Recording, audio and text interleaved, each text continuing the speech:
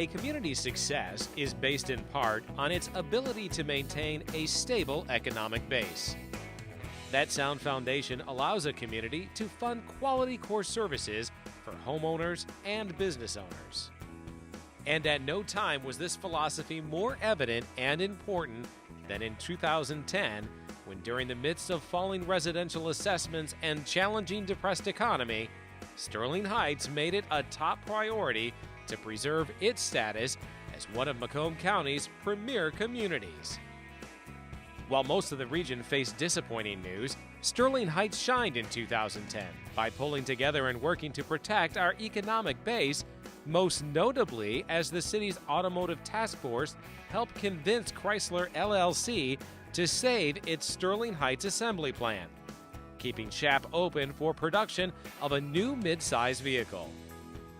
Once faced with imminent permanent closure, the plant has a bright future and is now in line for an $850 million makeover that includes new facilities and 900 new jobs. Simultaneously, city officials worked with federal, state, and county leaders along with Ford Motor Company to secure $150 million in new investment at its Sterling Heights transmission and axle plants.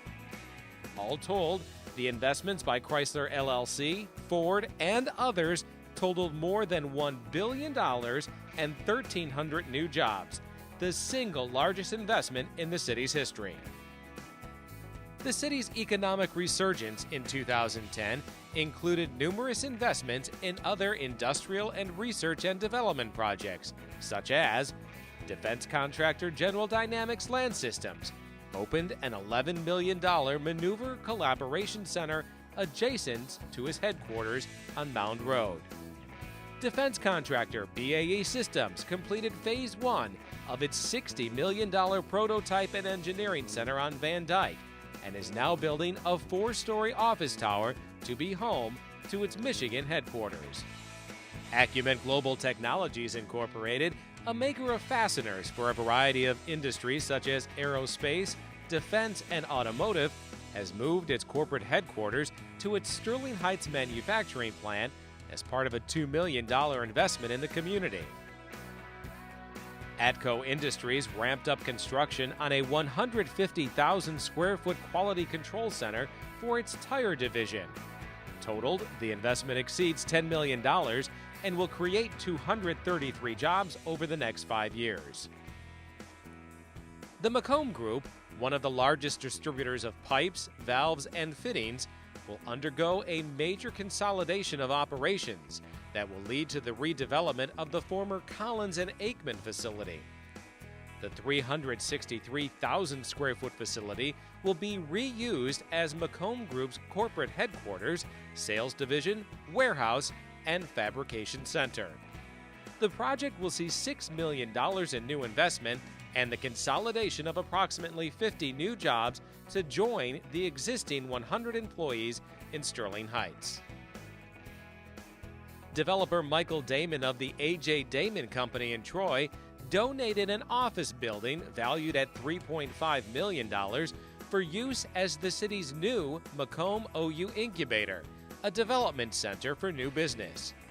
The City of Sterling Heights Local Development Finance Authority was awarded a $412,000 grant from the Economic Development Administration to upgrade the facility, making it capable to house startup companies working with the Macomb OU Incubator.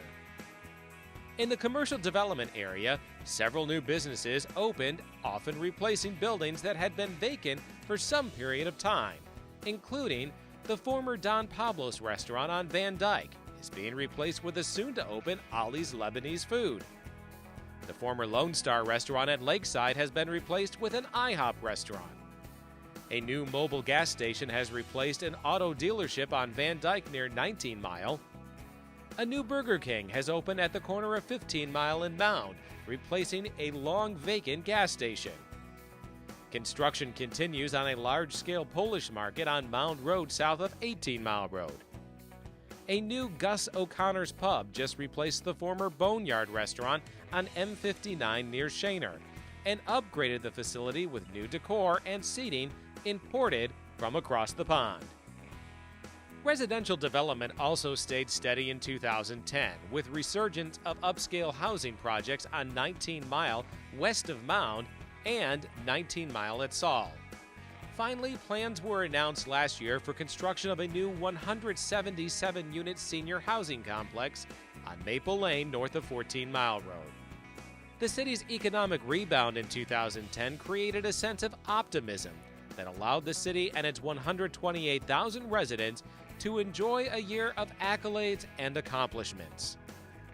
Sterling Heights once again laid claim to Michigan's safest city among communities with more than 100,000 residents, thanks to the efforts of a proactive police force and residents who look out for one another.